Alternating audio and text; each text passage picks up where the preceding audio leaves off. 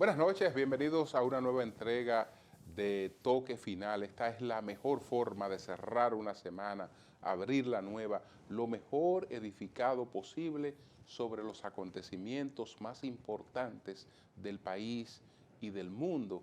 Esta semana se produjo la partida de don Víctor Méndez Capellán a los 95 años de edad.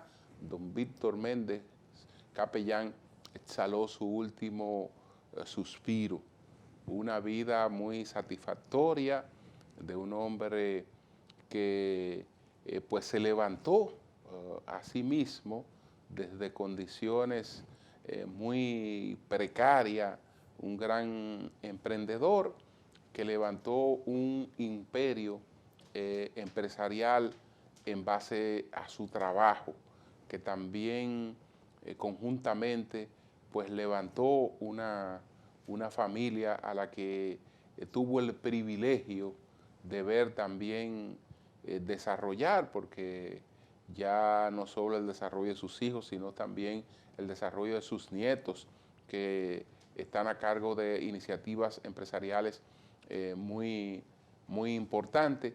Y bueno, el ejemplo de este hombre que todo el mundo admira, respeta, en el caso de don Víctor Méndez Capellán.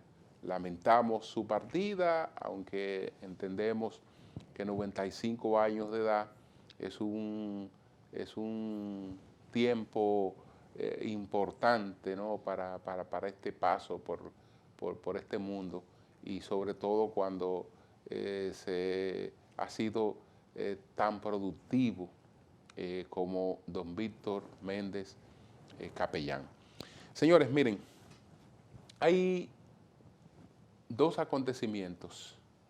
La vida de dos niños, pues nos ha atrapado a todos en medio de la tristeza, en hechos distintos, pero que nos aleccionan como padres, como adultos también, para pues aprender de esos hechos, porque ya la vida de Donali Martínez, que es el niño de Santiago, es irrecuperable. Y la vida de Esmeralda Riché, que es la niña de Higüey, son vidas irrecuperables. ¿Qué tenemos que hacer? Ver qué aprendemos de esos casos, además de solicitar que en ambos se haga justicia para que esos casos no se reproduzcan. Y hay un tema en ambos de padres que se ve que querían y adoraban a sus hijos, pero evidentemente que no actuaron con el nivel de responsabilidad que les correspondía. En el caso del niño de Santiago, la gente se indignó con la Policía Nacional y ha censurado mucho la actuación del policía. Hay que fijarse también en la actuación del padre de este niño, que es uno de los responsables de esa tragedia, porque él estaba compartiendo en compañía de su hijo, se le llamó la atención por un tema de una música, se le dio oportunidad de bajarlo, después volvió la policía a hablar con él, se involucró en una discusión, se insubordinó, trataron de someterlo a la obediencia con recursos que no fueran letales, como el recurso del gas pimienta, y él mismo dice que se embrujó, como dice la gente, con el policía, y además le dio una galleta. El policía entonces sacó el arma y en el forcejeo se le pegaron dos tiros a su hijo. Dos tiros a su hijo. Eso es un homicidio involuntario. Y yo creo que ahí el padre, de la forma en la que actuó, pues en ningún momento pensó que eso podría terminar afectando la vida de su hijo, desde luego, pero yo creo que nosotros tenemos que reflexionar sobre cómo actuamos frente a la autoridad, que yo creo que ahí hubo un fallo que provocó la tragedia. En el caso de Higüey, señores, los padres no podemos estar siendo tan liberales. Yo tengo una hija de 17 años. Yo no me imagino a un profesor de lo que sea entrando a la habitación de mi hija y tratándola con confianza, como si fueran dos amigos, porque ahí hay un desnivel y hay una cuestión también de una autoridad. Este caso no solo se trata de una responsabilidad en la muerte de esta niña, sino que esta niña estaba siendo violada si tenía relaciones sexuales con ese caballero. Estaba siendo violada porque en su condición de menor ella no consentía, pero además ella dependía de una relación de poder con él, el profesor de matemática. Entonces, yo creo que ahí faltó un mayor nivel de observación de los padres. Tal vez no iban a evitar que este individuo violara a su hija, pero quién sabe si la niña no estuviera muerta, si los padres se percatan de que algo le había ocurrido ese día y que podía terminar afectando su salud. Esperamos que en este caso, esta persona responsable, si fue responsable, hay que esperar el resultado de la autopsia para saber realmente qué fue lo que provocó la muerte de esa niña. Pero también, independientemente de las causas de la muerte de la niña, está el establecer si este señor se estaba relacionando con ella, que en todo caso era una relación de violación, de abuso de autoridad, que no debe quedar bajo ningún concepto impune. Señores, vamos a hacer una pausa. Al regreso, ¿cuáles fueron, además de estos temas que estamos comentando, los más importantes de esta semana? Adelante.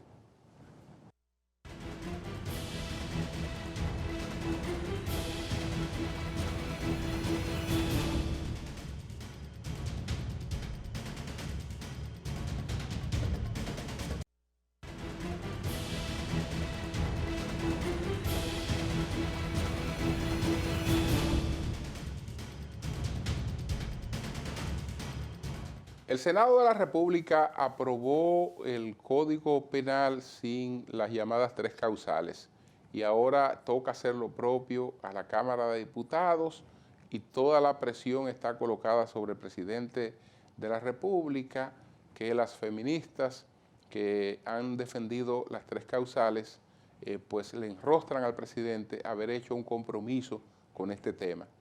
Bueno, similar compromiso tenía el presidente Danilo Medina. Entonces, no hemos tenido código en 12 años de discusión y no lo hemos tenido por ese tema. Si el código se aprueba con las causales, no quiere decir que vamos a tener código, porque hay un artículo 37 de la Constitución que tan pronto vaya al Tribunal Constitucional, entonces nos quedamos sin código.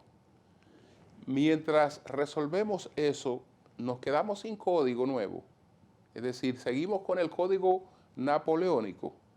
Yo creo que nosotros tenemos que dar un paso de avance y ese paso de avance no puede focalizarse como un paso contra los derechos de las mujeres, porque no es verdad que las mujeres están unificadas en cuanto a este tema. Si vamos a buscar la posición de la mayoría de las mujeres que son legisladoras, no comparten este tema. Y si vamos a buscar la mayor parte de las mujeres de la sociedad, tampoco. Entonces, bueno, hay mujeres que entienden que la situación que tenemos actualmente vulnera derechos, sobre todo de mujeres pobres, porque las mujeres de clase media, etcétera, y que clase media alta tienen otras opciones en caso de un embarazo indeseado, en caso de una violación, de un incesto, de una malformación.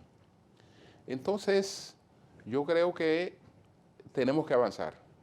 Tenemos que avanzar.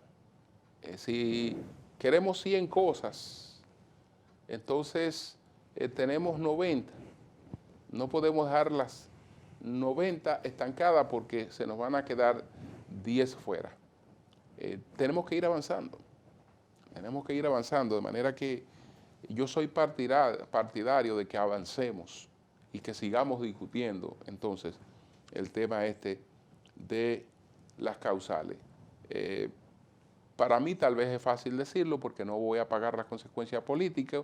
Al presidente Abinader lo están amenazando con que le van a cobrar las consecuencias políticas de eso, que yo no creo que tampoco sean consecuencias políticas mayores. Total, Danilo se identificó totalmente con este liderazgo feminista en el tema de las 3 causales y ese liderazgo feminista no tuvo, digamos, ninguna reciprocidad con el liderazgo de Danilo en los momentos en que este liderazgo se vio confrontado por la sociedad. Estaban ellas en primer lugar, pues movilizándose que en Marcha Verde y en muchísimas situaciones. De manera que eso no te garantiza ni lealtad ni deslealtad. Vamos entonces a ver cuáles fueron los 10 temas más importantes de esta semana. Adelante.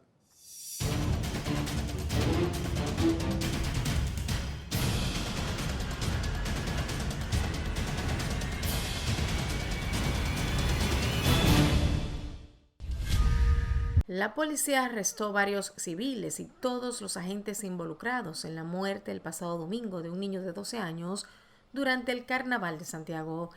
El incidente que cobró la vida de Donali Martínez ocurrió alrededor de las 5 de la tarde en la calle Mella, esquina Las Carreras, en la ciudad de Santiago.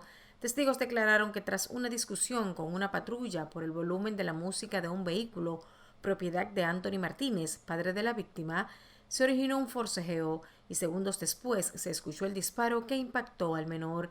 El menor falleció en la sala de emergencia de un centro de salud privado a causa de 2 heridas de bala, una en el pecho y la otra en su mano derecha. Varios videos que circulan en las redes sociales muestran el momento posterior al disparo del agente. En estos se observan cómo los agentes con pistolas en manos intentan calmar a las personas tras la muerte del adolescente. El adolescente de 11 años se estaba preparando para ir a las Olimpiadas de Matemáticas de este año, donde también iba a ser reconocido como estudiante meritorio por tercera vez en su colegio. Como reacción a la muerte del menor, decenas de personas se concentraron la noche del pasado lunes en las inmediaciones de la avenida Las Carreras, esquina calle Mella, en el centro de la ciudad de Santiago, justo donde la agente de la Policía Nacional mató de 2 disparos al niño de 12 años. Durante la manifestación reclamaron justicia y todo el peso de la ley en contra del alistado Alejandro Castro Cruz, quien es imputado por la muerte del menor, mientras lanzaban poderosos coros contra la Policía Nacional. Asimismo, el comité organizador del Carnaval de Santiago informó sobre la suspensión del desfile de este domingo debido a la muerte del niño de 11 años. La información fue ofrecida a través de un comunicado en cuyo escrito los organizadores de la parada se solidarizan con la familia del fallecido Donali Joel Martínez Tejada. Una menor de 16 años fue encontrada muerta en el baño de su habitación la mañana del pasado lunes. Los familiares señalan como presunto responsable de la tragedia a su profesor de matemáticas, John Kelly Martínez, de 35 años. La víctima es la joven Esmeralda Riches Martínez, estudiante del 5º de bachillerato del Politécnico Cruz del Isleño y oriunda de Vista Alegre, municipio de Higüey, provincia de la Altagracia. Familiares de la joven Oxisa señalan al profesor como el responsable de su fallecimiento porque supuestamente le había dado unas pastillas abortivas. Según declaraciones del padre de la menor, Eligio Riches Castillo, su hija había pedido permiso a su madre para viajar a Higüey con el profesor en el vehículo de este, junto a unas amigas. La jovencita regresó faltando 10 minutos para las 11 de la noche el domingo pasado. El profesor John Kelly Martínez, quien se entregó a las autoridades, fue interrogado por la policía de la cárcel de Colón en el municipio de Higüey y posteriormente puesto bajo arresto por el Ministerio Público como principal sospechoso de la muerte de la adolescente. El Ministerio Público informó que el profesor es investigado por la muerte de la menor, ya que las investigaciones indican que en horas de la noche del pasado 12 de febrero, la adolescente salió desde su hogar donde reside con sus padres en Vista Alegre, en compañía del maestro, así como de un primo de este, adulto, y otras 3 alumnas menores de edad. refiere que al retornar a su hogar alrededor de las 12 de la noche, la joven llegó pálida y sangrando, y al día siguiente, tras su madre tocar la puerta de la habitación para que se fuera a la escuela, se percataron de que el adolescente había fallecido. Cada año el país registra cifras alarmantes sobre las mujeres que pierden la vida de manera violenta. El año pasado se registraron 9 muertas tipificadas entre homicidios de mujeres y feminicidios. En lo que va de año ya suman cerca de 10 los casos publicados. Los primeros feminicidios del año sucedieron el 1 y 13 de enero, con la muerte de Stephanie Michel y Marimel Paul, de 40 años, esta última asesinada junto a su hija Fabiola Paul, de 10 años, ambas haitianas. Stephanie Michel Ramos Guzmán, de 25 años, murió a manos de su pareja Alexander Ramos Ortiz, quien le disparó mientras se desplazaban en una jipeta marca Honda, modelo CRB, tras una acalorada discusión. El otro hecho fue el 12 de enero, con el asesinato de Marimel Paul y su hija Fabiola Paul, supuestamente ultimadas por Luis Ricardo Suazo de León, alias Ricky, quien fue apresado por la Policía Nacional. Según la parte oficial, las féminas de nacionalidad haitiana presentaron signos de violencia por arma blanca, y las pesquisas apuntan a que la extinta mantenía una relación marital con su victimario, de quien desde hace un mes estaba separada. Ese mismo día fue notificado el asesinato de Francia Dasny, de 36 años, quien falleció mientras recibía atenciones médicas en un centro de salud en Higüey, donde residía. Así también otro de los hechos violentos se registró en el sector Los Ríos del Distrito Nacional, tras la muerte a tiros de Milacy Arnaud, de 34 años, quien dejó una niña de 10 años en la orfandad. El feminicida luego se suicidó. El otro caso se registró en la comunidad Tatón del municipio San José de Ocoa, cuando un hombre ultimó de un balazo a su pareja sentimental y posteriormente se quitó la vida. La víctima fue identificada como Lisely Mejía, de 29 años, quien falleció mientras era trasladada a un centro de salud, mientras que el homicida suicida fue identificado como Edward Aguas Vivas, de 54 años, propietario de un negocio de muebles en el municipio. Asimismo, entre las víctimas de este año figura Jarali Romero Guerrero, de 18 años, quien fue ultimada por su pareja Valentín de Paula Rosario el pasado viernes 27 de enero en Loma de Castañuelas, provincia de Montecristi. De igual forma, el pasado lunes, el padre biológico del pelotero de Grandes Ligas, Miguel Sanó, mató a su expareja e hirió a otras 2 personas en San Pedro de Macorís. Según datos ofrecidos por la Policía Nacional, la fallecida fue identificada como Juana Francisca Henderson, de 36 años. De acuerdo al acta de levantamiento, Henderson falleció tras presentar heridas múltiples por proyectil de arma de fuego en distintas partes del cuerpo. Además, resultaron heridos los nombrados Julia Stephanie Guerrero Camacho y Juan Manuel Delgado Pion, heridas que se las ocasionó el nombrado Ricardo Aponte. En tanto, las autoridades persiguen a Jonathan Daniel Gómez, acusado de ocasionarle la muerte a su madre, la señora Dorca Acosta Mejía, de 43 años, de una puñalada. El hecho ocurrió en el sector Villa Enriquillo del municipio Consuelo de la provincia de San Pedro de Macorís la noche del pasado lunes. Según los informes preliminares, Acosta Mejía recibió una herida cortopenetrante en tórax lado izquierdo. Los parientes de la víctima aseguran que el victimario, su hijo, padece de problemas mentales. La Unidad de Delitos Financieros del Ministerio Público arrestó la madrugada del pasado lunes a Jairo González, imputado de incurrir en estafa millonaria utilizando maniobras, criptomonedas y otros mecanismos. González fue apresado en un allanamiento realizado en una villa del municipio Jarabacoa, en La Vega. González se especializó en negocios y creó su empresa Harvest Group y Asociados, dedicada al trading e inversión en bolsa de valores y criptomonedas en la República Dominicana, la cual preside desde hace 7 años. Al menos 32 personas acusan a Jairo González de estafarlos con más de $100 millones con inversiones en las bolsas de valores y las criptomonedas. González es señalado de realizar las estafas a través de Harvest Trading Cup, una empresa registrada en el 2019 en la que alegadamente captaba fondos en dólares de sus clientes en República Dominicana. El empresario Víctor Méndez Capellán, propietario del banco Vimenca y la empresa remesadora Western Union, falleció en la mañana del pasado martes a los 94 años de edad por complicaciones de salud. El empresario expiró en el Centro de Diagnóstico, Medicina Avanzada y Telemedicina CEDIMAT. Méndez Capellán nació en el municipio de Salcedo en 1928, en el municipio de Salcedo, en la provincia de Hermanas Mirabal. Estuvo al frente de Vimenca por más de 6 décadas. En el año 2010 escribió un libro autobiográfico titulado Si yo pude, tú también, consejos para una vida exitosa, donde narra los capítulos más importantes de su vida y toca los puntos que fueron claves para convertirse en un gran empresario en República Dominicana. En el 2014 fue nombrado empresario del año por ejecutivos de la Cámara de Comercio Dominico-Brasileña.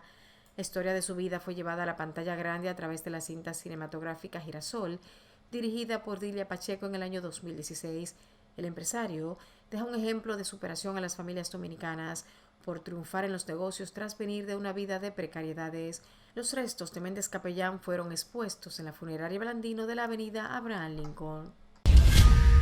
La Cámara de Diputados aprobó la Ley Orgánica de Régimen Electoral, con la cual se modifica la ley vigente 15-19, se regulan las alianzas de los partidos políticos, se fortalece la función administrativa de los comicios de la Junta Central Electoral y se castiga con una multa de 3 veces los gastos a los candidatos a cargos electivos que excedan el tope del gasto en campaña en un 5%. La Cámara de Diputados convirtió en ley el proyecto de régimen electoral tras aprobarlo en 2 lecturas consecutivas, pese al rechazo de la bancada del Partido de la Liberación Dominicana.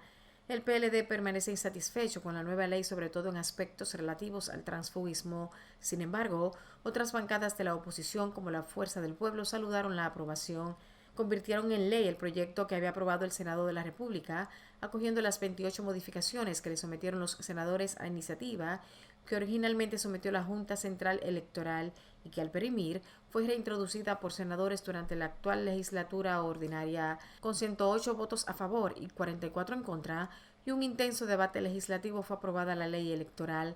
Entre las novedades, la nueva ley del régimen electoral contempla una distribución 60-40 en la distribución de candidaturas entre hombres y mujeres, así como el voto manual con escrutinio automatizado. De la decisión del Ejecutivo dependerá que la recién aprobada ley sustituya la ley orgánica del régimen electoral vigente, la número 15-19, y que sea la nueva norma que regule los comicios del año 2024. La ley del régimen electoral pasa ahora al Poder Ejecutivo para su promulgación u observación. Luego de un controvertido debate generado por el proyecto de ley integral sobre trata, explotación y tráfico ilícito de migrantes, sometido al Congreso Nacional la semana pasada, el Poder Ejecutivo anunció su retiro para buscar consenso social. El vocero de la presidencia, Homero Figueroa, explicó que el mismo se someterá a un consenso, garantizando que no afecte los intereses nacionales, e indicó que esta acción se hace respondiendo a la inquietud ciudadana producida por este proyecto. Asimismo, Figueroa reiteró que el gobierno del presidente Luis Abinader no aceptará ningún acuerdo o norma que convierta al país en receptor de ciudadanos haitianos afectados por la inestabilidad política en Haití. La razón es simple: como país de recursos limitados, el suministro de servicios públicos a la población migrante irregular impacta negativamente las políticas sociales dirigidas a los ciudadanos dominicanos, expresó a través de una declaración difundida por el Palacio Nacional. El vocero y director de Estrategia y Comunicación de la Presidencia indicó que este proyecto responde a un compromiso asumido por el país como signatario de varias convenciones internacionales, pero como sociedad democrática que somos, conviene que el sometimiento de cualquier proyecto de ley sea corregido por el debate civilizado y la crítica constructiva.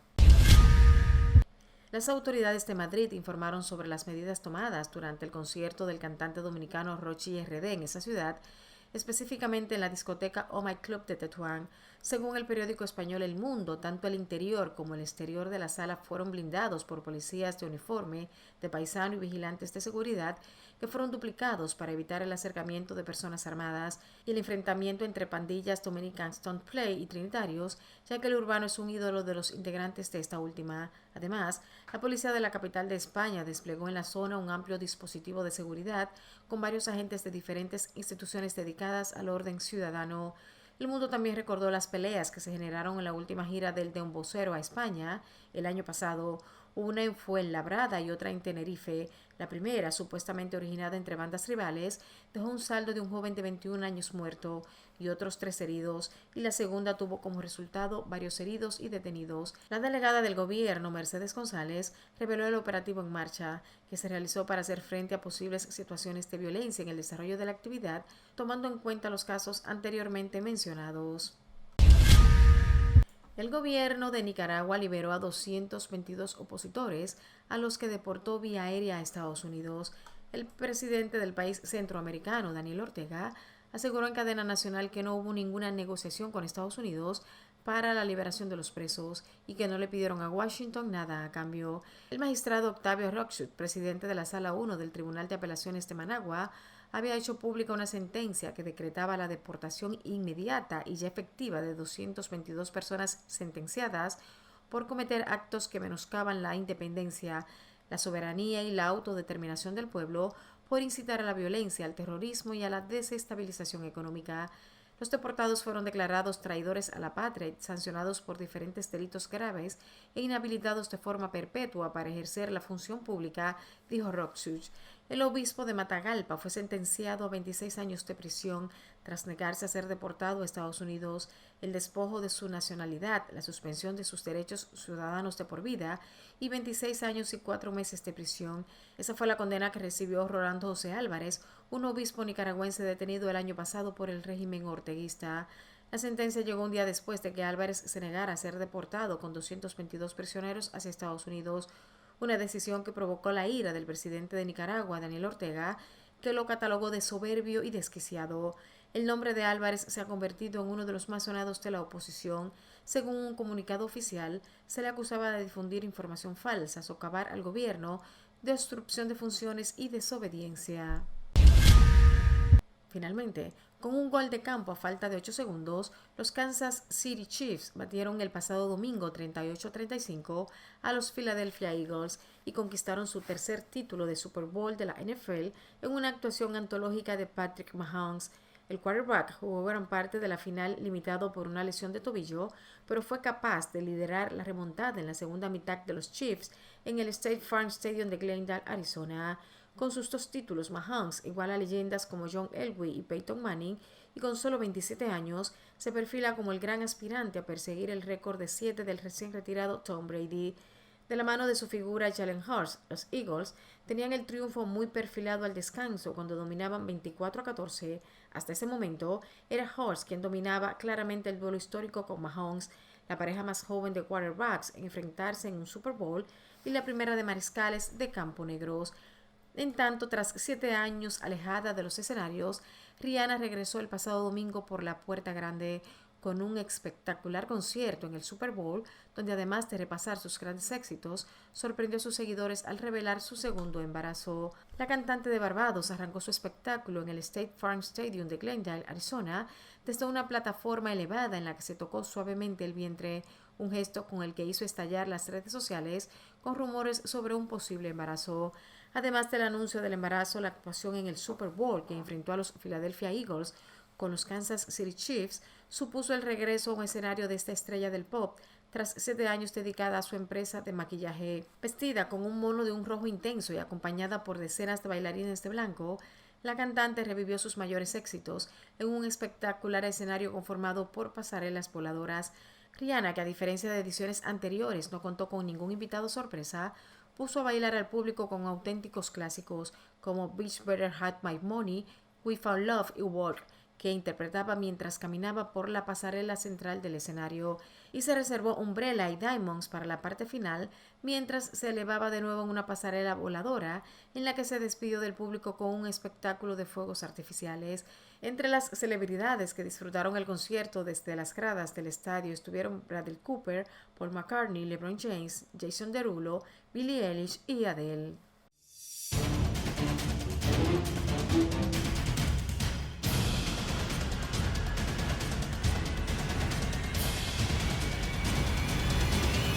Bien, vamos a una pausa, retornamos en breve.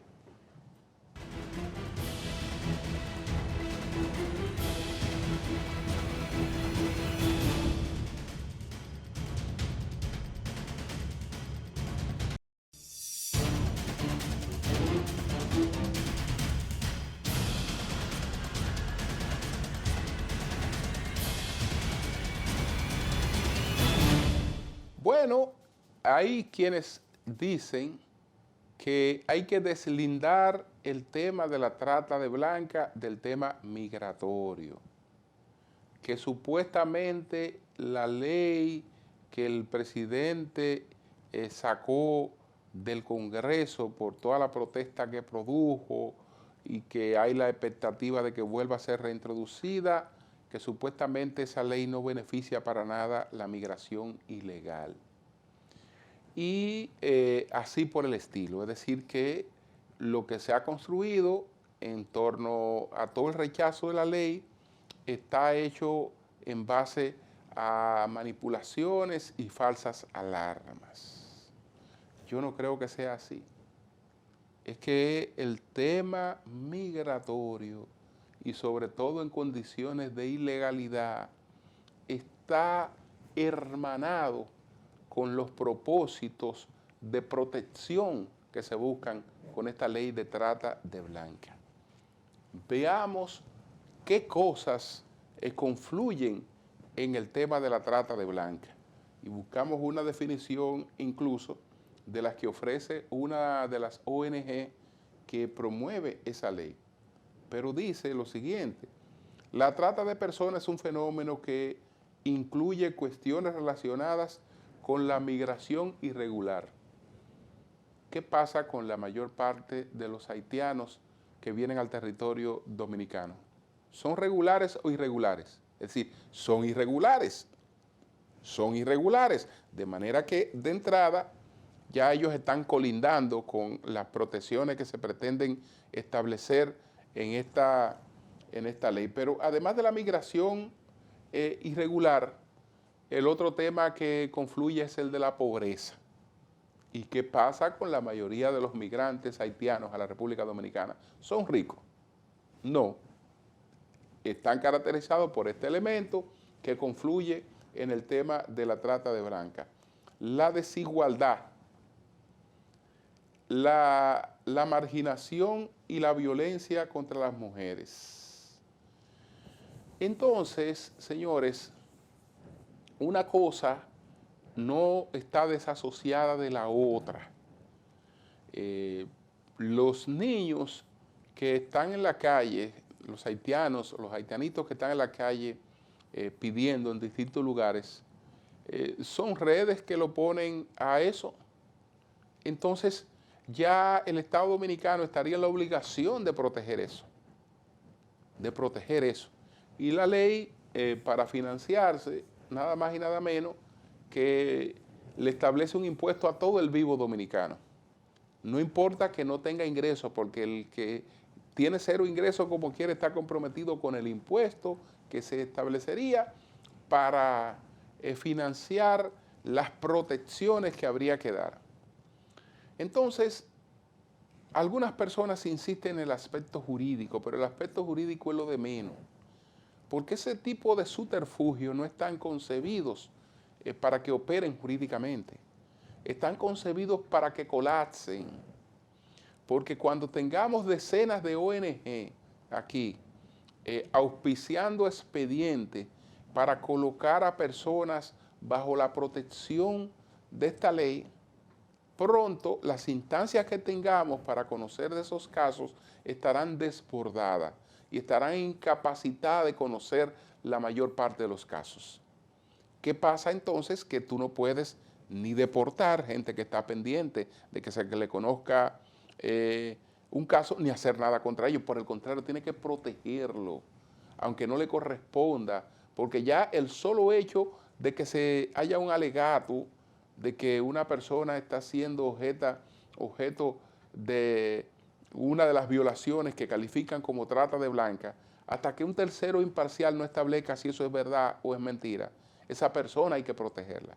Entonces nosotros tendríamos a miles y miles de haitianos inmediatamente colocados bajo esta sombrilla. Y eso es lo que quiere Estados Unidos sobre todo, que es el que más está presionando al gobierno dominicano para imponer esa ley que yo dudo que sea aprobada, a menos que el gobierno no busque comprometer seriamente su popularidad. Señores, vamos a una pausa, retornamos en breve con las 3 preguntas. El doctor José Ricardo Taveras justamente conversa esta noche con nosotros sobre ese tema. Adelante.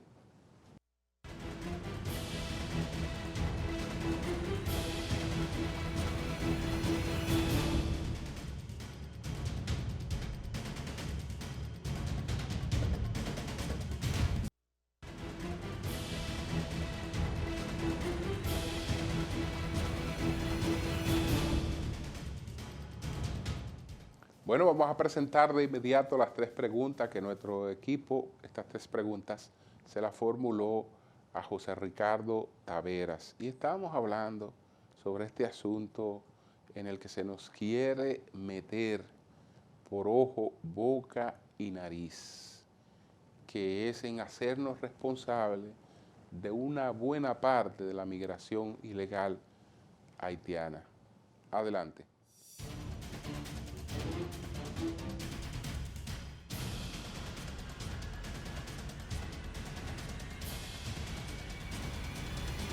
El gobierno retiró el proyecto integral sobre trata de personas con la finalidad de buscar consenso para reintroducirlo en 45 días.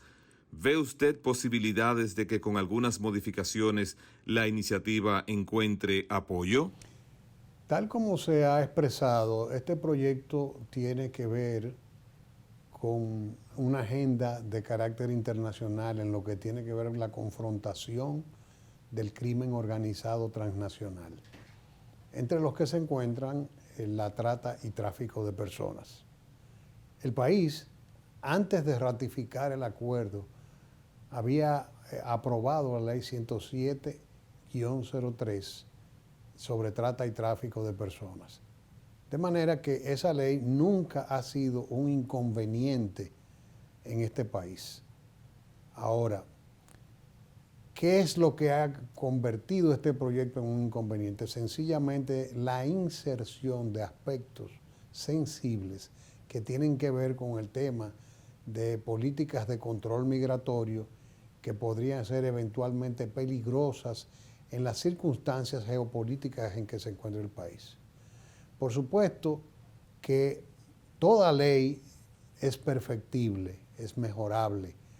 Si el gobierno asume la actitud de ver este proyecto como un plan para actualizar y mejorar y tapar los baches que pueda tener la ley 107-03, prescindiendo de los aspectos que contempla este proyecto de ley integral, es posible. Porque la realidad es que este proyecto lo que está haciendo es introduciendo una serie de cosas que son lesivas para la soberanía que el país necesita imprescindiblemente en materia migratoria. Por ejemplo, la aprobación del principio de no deportación y el hecho de poner al contribuyente dominicano a pagar impuestos para sostener una burocracia, que dicho sea de paso, es de los inconvenientes que tiene el proyecto, porque se crea toda una estructura burocrática para el sostenimiento de las políticas que contempla ese proyecto, y esa estructura se va a tragar una buena parte del presupuesto de los impuestos que se están poniendo, en vez de que el gobierno procure que eso vaya a la Procuraduría General Especializada de Trata y Tráfico de Personas, que no tiene recursos para investigar, que es la gran debilidad del problema en el país. En ese contexto, si se trata de ver como una modificación a la 107-03, me parece viable y posible. Tomando en cuenta que la migración ilegal y el trabajo sin estatus migratorios legal, que es considerado forzoso al margen del trato laboral, junto con la explotación sexual se repuntan como trata de personas, ¿qué implicaría para República Dominicana verse en la obligación de acoger y proteger a todos los que estén bajo esas condiciones? Las implicaciones de asumir una legislación de ese tipo en la realidad geopolítica en que nos encontramos, vuelvo y digo, serían graves. Tan sencillo como que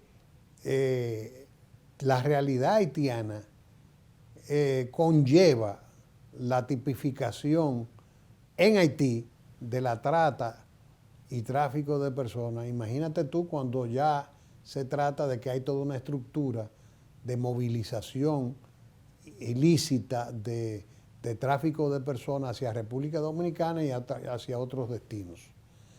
Factores de naturaleza cultural inclusive pueden conllevar a un agravamiento del problema si la República Dominicana asume legislativamente las obligaciones que contempla el proyecto.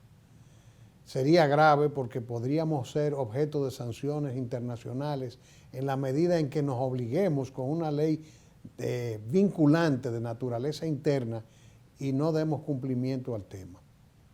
En esa materia, para el país de todas maneras, el problema es palos y boga y palos y no boga.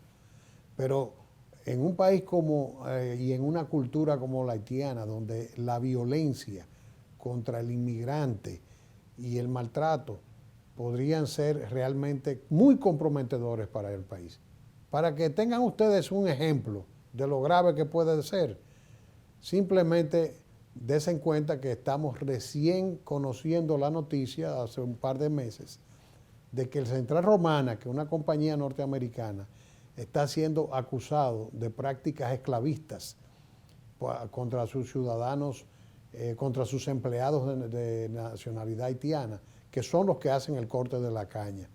Si eso es así, sin haber aprobado la ley, imaginémonos lo que puede ocurrir y las repercusiones que podría tener para el tema de la producción nacional una ley de esa naturaleza.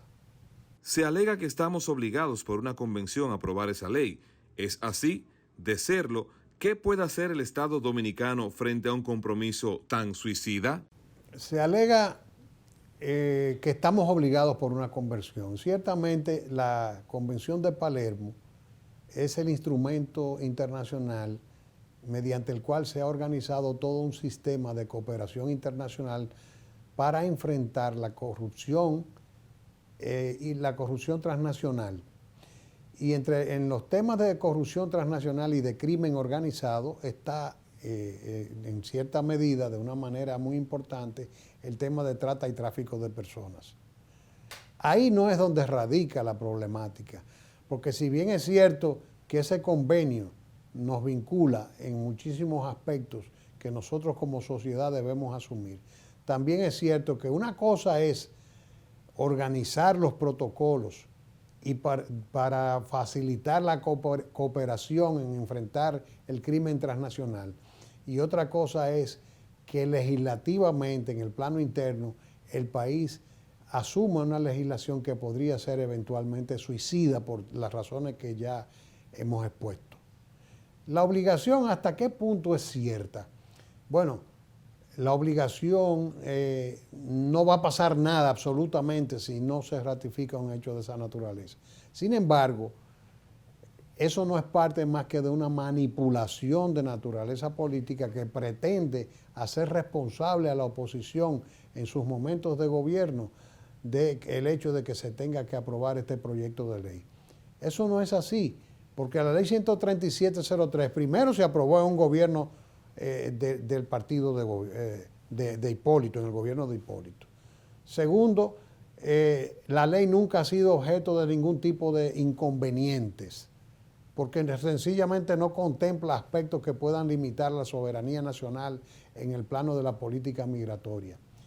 Y tercero, en cuando se trata de obligaciones de naturaleza internacional, el país puede acogerse a la legislación. La Corte Europea de Derechos Humanos, la Corte Interamericana de Derechos Humanos y el propio Tribunal Constitucional han acogido realmente una figura que tiene mucho que ver con el hecho de que usted puede perfectamente firmar un convenio internacional y acogerlo, y la legislación interna adaptar el cumplimiento que usted haya hecho de ese proyecto, de ese convenio, a la realidad que usted tiene en su país. Eso ha sido debatido con reservas que han hecho estados de la Unión Europea y ha sido validado por la Corte Europea de Derechos Humanos. Ha sido validado en la Corte Interamericana de Derechos Humanos. Y también en la República Dominicana el Tribunal Constitucional asumió en la sentencia 168 con el tema de la nacionalidad el derecho que tiene el Estado Dominicano de hacer reservas por la imposición que le hace la realidad de ser un Estado colindante con el colapso. Por eso es que yo he estado invitando al gobierno dominicano que se acoja a la teoría del margen de apreciación, que le permitiría perfectamente hacer una aprobación de una ley como la que nosotros ya tenemos, que sencillamente debe ser adaptada, actualizada y punto. No tenemos ninguna razón por qué sentirnos como delincuentes internacionales, porque sencillamente tenemos el derecho a sobrevivir a este caos que implica la vecindad con Haití.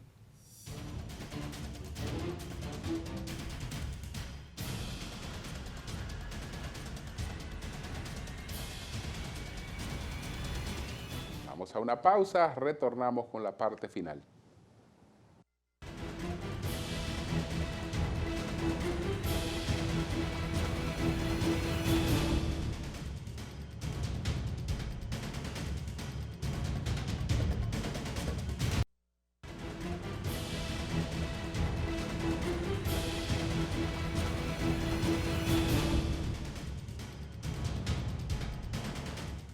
La dictadura de Daniel Ortega en Nicaragua expulsó a 222 presos políticos nicaragüenses.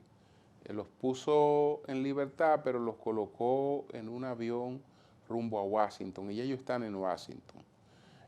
Pues en una situación mejor que la que tenían, desde luego. Sin embargo, hubo uno de esos presos políticos que no se quiso montar en el avión, que era el que más interés tenía Daniel Ortega en expulsar. Pero ese preso político dijo: no, yo no me voy de Nicaragua, yo sigo preso en Nicaragua. Ese es el obispo Rolando Álvarez, el obispo de Matagalpa, un obispo católico. En represalia, el gobierno lo hizo condenar al día siguiente a 26 años de cárcel y lo despojó de la nacionalidad nicaragüense.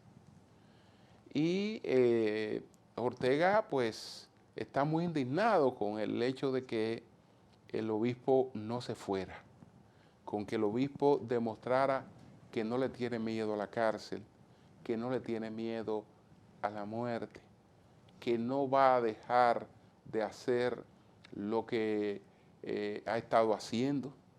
Y evidentemente que este obispo se convierte en un mártir, en una figura de la que el mundo estará muy pendiente. No solo el mundo católico, que ya el Papa se pronunció, no solo las conferencias episcopales de la región y del mundo, sino todo el mundo estará muy pendiente de la suerte de este obispo, que ojalá ni gripe le dé Daniel Ortega a este obispo, porque eso tal vez Ortega, que ya está muy deteriorado, etcétera, no alcance a padecer las consecuencias, pero él sabe a lo que se expone. Señores, buenas noches.